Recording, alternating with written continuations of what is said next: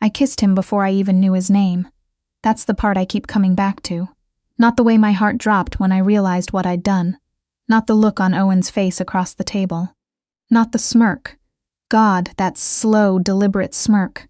From the man whose mouth I'd just pressed mine against for a full 3 seconds before my brain caught up with my body. Just the fact that I kissed a stranger at my boyfriend's family dinner, and somehow that stranger already knew my name. Let me back up. Owen and I had been together for 8 months when he finally said it was time to meet his family. I'd been patient. More patient than I probably should have been, honestly. Every time I'd brought it up, gently, carefully. The way you do when you're trying not to sound needy. He'd had a reason. His dad was traveling. His brother was busy. The timing wasn't right. So when he finally said, Sunday dinner at my parents' place in Greenwich, I actually felt relieved. I should have paid more attention to the way he said it. Not excited. Not warm. Just resigned. Like a man mentally preparing for something he couldn't avoid anymore. I told myself I was overthinking it. I spent too long getting ready that morning. I changed 3 times. I settled on a navy wrap dress, the kind that says I'm put together but not trying too hard, and I spent 20 minutes doing my hair before Owen texted that he was downstairs. He didn't come up. He just waited. In the car he was quiet, not the comfortable quiet we'd built over 8 months of lazy Sunday mornings and long walks through Riverside Park. This was tighter. His jaw was set. His hands were at 10 and 2 on the steering wheel, even though he never drives like that. You okay? I asked. Fine, he said. Just tired. He wasn't tired. I watched the city give way to the quiet, tree-lined streets of Greenwich, Connecticut. The kind of neighborhood where the houses sit back from the road, and the driveways are long, and the lawns look like someone tends to them every single day. Owen pulled up to a house that was large without being ostentatious. Red brick, black shutters. A row of hydrangeas along the front that someone had clearly loved for a very long time. Your family has lived here a while, I said. My whole life, he said, and got out of the car. His parents were warm. That was the first thing I noticed. His mother, Helen, met us at the door with the kind of hug she gave like she'd been practicing for company. His father, Robert, shook my hand firmly and said he'd heard wonderful things, which made Owen look briefly at the floor. The house smelled like roast chicken and garlic, and something sweet underneath. There were framed photos along the hallway. Owen at various ages, gap-toothed and then gangly and then suddenly the man I recognized. And beside him, in almost every photo, another boy. Taller, darker around the eyes somehow, even in childhood. The same bone structure but arranged differently, like the same face had been drawn by 2 different artists with 2 different intentions. Is that your brother? I asked Owen, stopping in front of one of the photos. Yeah, he said, not stopping. Come on, dinner's almost ready. I followed him into the dining room. The table was already set. Helen was moving between kitchen and dining room with practiced efficiency. Robert was opening wine, and I was standing at the threshold, letting my eyes adjust to the warm light, when I felt it, that specific weight of someone watching you. I turned. He was standing near the window at the far end of the room, a glass of whiskey in his hand, wearing a dark suit that he hadn't bothered to change out of from whatever his day had been. He was looking at me the way you look at something you've been expecting. You must be Vivian, he said. His voice was lower than Owen's. Everything about him was a shade darker, a degree more certain. I am, I said. And you're Caspian, Owen said from behind me flatly. My brother, Caspian. Even his name felt like it had weight. He crossed the room and extended his hand. I shook it. His grip was firm and brief, and when he let go I was aware for a slightly embarrassing moment that I was still holding my hand where his had been. Owen's told me about you, Caspian said. He hasn't told me much about you, I said honestly.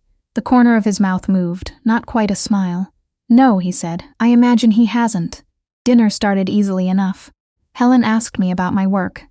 I'm a pediatric occupational therapist, which always gets the same warm reaction from mothers of a certain age. And Robert asked about my family, where I grew up, the kind of questions that feel like gentle vetting but aren't unkind. Owen answered some of them for me, filling in gaps before I could, which I noticed but didn't say anything about. Caspian barely spoke during the first course. He sat across from Owen and 2 seats down from me, and he mostly listened, which was somehow more noticeable than if he'd talked constantly. When he did speak, it was precise, No filler, no pleasantries for the sake of them. He had opinions and he stated them, and then he waited to see if anyone would push back, which I found both irritating and, I'm going to be honest here because that's the whole point of telling this story, interesting. At one point he said something to Owen about a business decision. I gathered they worked in the same industry, private equity, something I understood only vaguely, and Owen tensed in this particular way he has, where his shoulders go up slightly and he stops making eye contact. I'd seen it before. I'd never known what caused it until that moment. He was afraid of his brother. Not in a dramatic way. Not like there was any real threat, but in that older sibling way where the dynamic from childhood never fully dissolves, where there's still a hierarchy operating under the surface of every adult interaction. I filed that away. After the main course, Helen brought out dessert, a lemon tart that she'd made herself. And Owen got up to help her carry things from the kitchen. Robert followed, offering to refill everyone's wine, which left me at the table with Caspian. He didn't pretend to look at his phone. He didn't make polite small talk about the weather. He just looked at me, unhurried, like he had all the time in the world and nowhere else he needed to be. "How long have you and Owen been together?" he asked. 8 months, I said. "And this is the first time he's brought you home." It wasn't a question, but I answered it anyway. He said the timing was never right. Caspian looked at me for a moment with an expression I couldn't fully read. Then he picked up his glass and said, "Owen's always been careful about what he keeps separate." "What does that mean?" "It means you're here now," he said. "That's something." I didn't know what to do with that. I still don't entirely. Helen and Robert came back with dessert, and the conversation shifted and the moment passed. But I was aware of it for the rest of the meal. A low-grade awareness, like a sound you can't quite place. We said goodbye on the front steps. Helen hugged me and said we'd have to do this again soon. Robert said it was a pleasure. Caspian stood slightly apart from them, hands in his pockets, and when I said goodbye to him, specifically he nodded once and said, "Drive safe, Vivian." In the car, Owen was quiet again. "Your family is lovely," I said. Your brother's interesting." Owen's hands tightened on the wheel. "He has that effect on people. What does that mean?" "Nothing," he said. "Just Caspian's Caspian. He's always been like that." "Like what?" He didn't answer, and I let it go, because I could feel the tightness in the car, and I didn't want to make it worse. But I thought about the way Caspian had looked at me when he said, "You're here now." The way he'd already known my name before I'd introduced myself. 3 weeks later, Owen's family had their annual charity gala, the Mercer Foundation. Owen and Caspian's family had been running it for 20 years, raising money for education initiatives in underserved communities. It was held at a hotel in Midtown Manhattan, one of those old ones with high ceilings and chandeliers that feel like they've witnessed 100 years of people trying to impress each other. Owen told me about it 2 days before. "Semi-formal, you'll like it." "Will Caspian be there?" I asked, and then immediately wasn't sure why I'd asked that first. "He runs the foundation," Owen said. "So yes, I wore black, long, simple, with a draped back. I felt good in it, which turns out to be relevant. The venue was already full when we arrived. Owen knew most of the room, and he moved through it with the comfort of someone who'd attended this event his entire life. Greeting people, leaning in for brief conversations, never lingering too long. I stayed close to him, but not so close that I looked like I needed to. I met a lot of people whose names I immediately lost track of, and I drank 1 glass of champagne and then switched to sparkling water because I wanted to stay clear. I saw Caspian across the room about 40 minutes in. He was talking to 2 older men, who were both leaning toward him slightly, which told me something about how people perceived him in a room. He was in a dark suit again, navy this time, almost black, and he had the kind of posture that makes you wonder if someone taught it to him or if he was just born like that. He saw me at the same moment I saw him. He didn't wave, he didn't smile. He just held eye contact for a second longer than was strictly necessary, then returned to his conversation. Owen had gone to get drinks. I don't know why I started moving through the crowd. I told myself I was going to find someone to talk to, or find a better spot in the room, or I don't know. I wasn't thinking in sentences. I was just moving. The room was full and warm, and the lighting was that specific golden dim that makes everything feel slightly more cinematic than it actually is. There was a cluster of people near the entrance to the terrace, and I was navigating around them when someone stepped back into my path, and I walked directly into a man's chest. His hands came up to catch me. I grabbed at his lapels instinctively, and when I looked up, ready to apologize, I kissed him. I don't fully know how to explain this except that it happened in a single second where my body acted before my brain had time to consult anyone. We were already so close, his face was right there, and I'd had Owen's face in my head, and in the dim light this man had the same jaw, the same dark hair, and I kissed him. For about 3 seconds. Which is, it turns out, long enough to understand exactly what you've done. I pulled back. It was Caspian. He didn't move. He didn't step away. He looked down at me with that expression, the same one from dinner, the one I hadn't been able to read, except now there was something else in it, something warmer and more dangerous at the same time. "Wrong, brother," he said quietly, and then he smiled. A real one, slow and private, like it was meant only for me. My face was on fire. "I thought you were Owen. I'm so sorry I didn't." "I know," he said. "This is God. This is so embarrassing. Please don't, Vivian." His voice was calm, even, like he was the one who needed to steady me. "It's all right." It wasn't all right. Owen was 30 feet away getting drinks, and I had just kissed his older brother in the middle of their family's charity gala. I stepped back. Caspian let me. He took a sip of his drink like nothing had happened, except his eyes tracked me as I moved away, and I felt them on my back all the way across the room. Owen handed me a glass of sparkling water when I reached him. "You okay? You look flushed. Warm in here," I said. He nodded and went back to talking to someone. I don't remember the rest of that evening in much detail. I know I talked to people. I know I smiled at the right times and said the right things because I'm good at that, at performing composure when everything inside me is trying to reorganize itself. I know Caspian gave a short speech at some point, clear, purposeful, nothing wasted, and I watched it from the back of the room, with my arms crossed and my heart doing something irregular. In the car on the way home, Owen's phone buzzed twice. He glanced at it at a red light and something shifted in his face. "Everything okay?" I asked. "Caspian wants to meet for lunch this week," he said. "Business thing." "Oh," I said. "Okay." He didn't mention anything else, and neither did I. 4 days later, I got a text from an unknown number. "Coffee?" Not for Owen. Just to talk. I stared at it for a long time. I knew who it was before I even asked. "How did you get my number?" The reply came quickly. "Helen. She likes you." I should have said no, I know that. I've gone back over that moment probably 100 times since, and the correct answer was always no. I was with Owen. I had kissed his brother by accident, and I needed to let that be an accident and move forward. I texted back. "When?" "We met at a coffee shop in the West Village on a Thursday morning. A small place, not the kind of spot where you'd run into anyone who mattered. He was already there when I arrived, sitting with a black coffee at a corner table, not on his phone. "I want to be clear," I said, before I even sat down, that what happened at the gala was an accident. "I know," he said. "Sit down, Vivian." I sat. "I'm not here to make things complicated," he said. "I'm here because I've been trying to talk myself out of this conversation for 3 weeks, and I'm not particularly good at doing things I don't want to do." I wrapped both hands around my coffee cup. "What conversation?"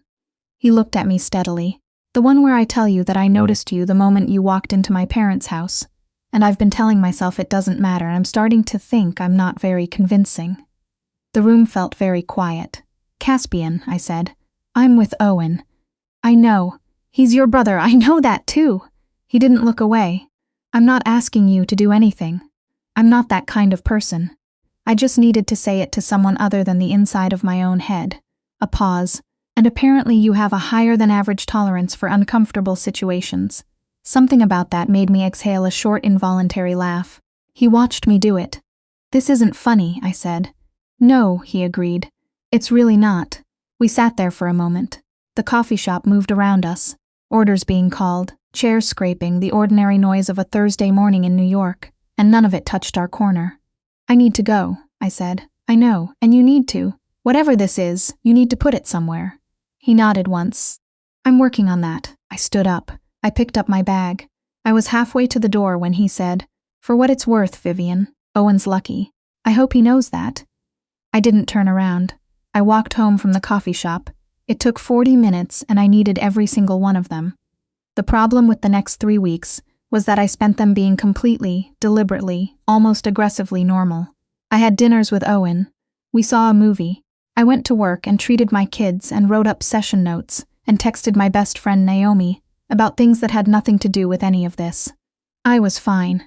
I was totally fine, except I wasn't sleeping well, and I kept replaying that coffee shop conversation in a way I wouldn't have if it meant nothing.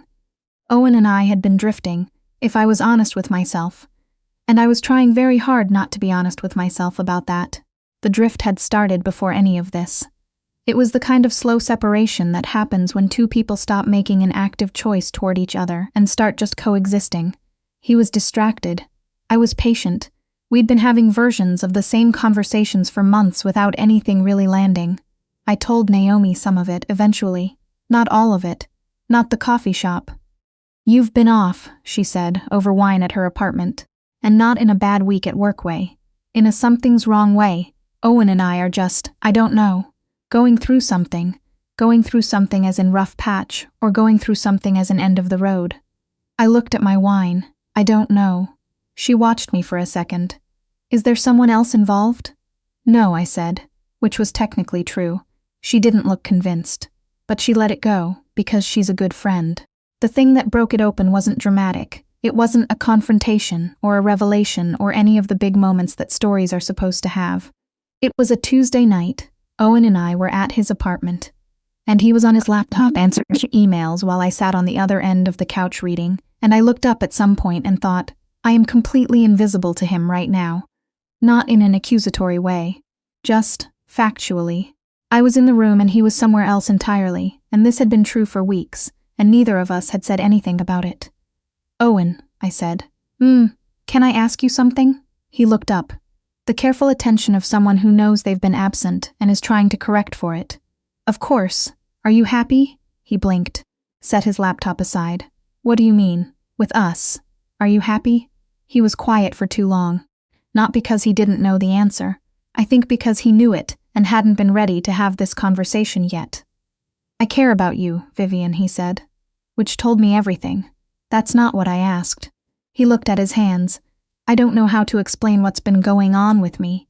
"You don't have to explain it," I said. "I think I already know."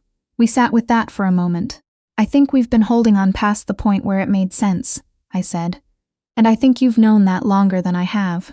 He didn't argue. He reached over and took my hand and held it for a moment, which was more honest and more tender than anything we'd said to each other in months.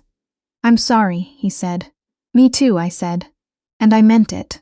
I drove home that night, and I cried a little. The way you cry when something ends, not because it was terrible, but because it was good enough that you tried, and trying mattered, and now it's over. I cried for the 8 months and the Sunday mornings, and the version of the future I'd been holding in my head. Then I washed my face and went to bed. I didn't contact Caspian. That's important. I want to be clear about the sequence of things, because I've told this story to very few people and some of them have had opinions about my choices, and I want the record to show. I ended things with Owen, because Owen and I were over, not because of his brother. That's true. I've examined it from enough angles to be sure. It was almost 6 weeks later when Caspian texted me again. I heard, "I'm sorry about you and Owen." I looked at the text for a long time. "Are you?" I wrote back. A pause, then, "Not entirely. Probably," I wrote. "Me too, a little." Another pause. "I'd like to take you to dinner, if you're willing." I thought about what I wanted to say. I thought about all the reasons it was still complicated. Owen, the family, the history, the smirk at the gala, that I'd been trying to forget and hadn't managed to. I thought about the coffee shop, and for what it's worth, Vivian. Owen's lucky. "You'd have to stop calling me Vivian," I wrote. "Everyone who likes me calls me Viv." His reply came fast, for him. "Then I'll call you Viv." He took me to dinner at a small Italian place in the West Village, the kind of restaurant that doesn't try to impress you and therefore does. We sat across from each other and talked for 3 hours about things that had nothing to do with Owen, or the gala, or any of it. About the foundation and what it was actually trying to do. About my work with the kids. About his family's history in the city. About books, about what we each believed about people, and whether they fundamentally changed or just revealed more of what was already there. He disagreed with me about 3 things in the course of the evening. Thoughtfully. Without backing down. And when I pushed back, he listened, actually listened, and then told me why he still thought he was right. I found this deeply attractive, which I refused to say out loud. At the end of the night, he walked me to the corner to get a cab. It was cool and clear, one of those October nights in New York that feel borrowed from somewhere better. He stood on the curb next to me and didn't try to fill the silence. "I'm not doing this the wrong way," he said eventually. "I want you to know that, whatever this is." "I know," I said. "I know you know. I just needed to say it." The cab came. I got in. He stood on the curb watching the cab pull away, and I didn't look back until we'd turned the corner, and then I did, and he was still standing there. I'm not going to tell you things were simple after that. They weren't. Owen found out we were seeing each other. Caspian told him directly, which I hadn't expected and which I respected enormously, and it was hard. Owen was hurt, which he had every right to be. There were weeks where things between the brothers were cold in a way that made me feel like a weight I hadn't asked to become. Caspian never asked me to feel guilty about it. He also never pretended it was uncomplicated. "This is what it is," he said once, when I brought it up late at night in his apartment. "Owen will work through it or he won't. I can't make that happen faster. Neither can you. All we can do is be honest. You're very calm about things that would make most people spiral," I told him. "I've had a lot of practice deciding what I can and can't control," he said. "Is that a trauma response or just wisdom?" He thought about it seriously, which I loved about him. "Probably some of both," he said. "Most things are." Owen and Caspian eventually found their way back to each other. It took about 4 months and it wasn't clean or sudden. It was gradual, the way real reconciliations usually are. Caspian told me about it after the fact, matter-of-factly. They'd had lunch, it had been awkward, and then Owen had said something that surprised him and they'd both laughed, and that had been the beginning of something new. Not the same as before. Different, but real. Owen met someone the following year, a woman named Dana, who, incidentally, I've never met but who Caspian says is exactly right for Owen in ways that I, apparently, never quite was. I don't take that personally. I think it's probably true. There are still moments when I wonder about the accident. Whether the universe has a sense of humor, or whether some part of me in the dim lighting of that gala knew exactly whose lapels I was grabbing. I've never been able to fully answer that. Maybe it doesn't matter. Maybe the more important thing is what you do after the moment of collision. Whether you run from it or whether you stay. Look it in the face and figure out what it means. Caspian calls me Viv. He has since that first text. He says it like it's the most natural word he knows, like he's been saying it his whole life. Last week he said something in passing about next summer, about a place in Italy he wanted to show me, and he said it the way you say things that aren't a question, because you already know the answer. I didn't correct him. I just said, "You'll have to teach me enough Italian to not embarrass myself." And he looked at me across the kitchen with that expression. The one I can read now, the one that took me a while to learn, and said, "You never embarrass yourself, Viv. You just surprise people." I thought about the gala. About 3 seconds and the wrong name in a golden lit room. "Yeah," I said, "I really do."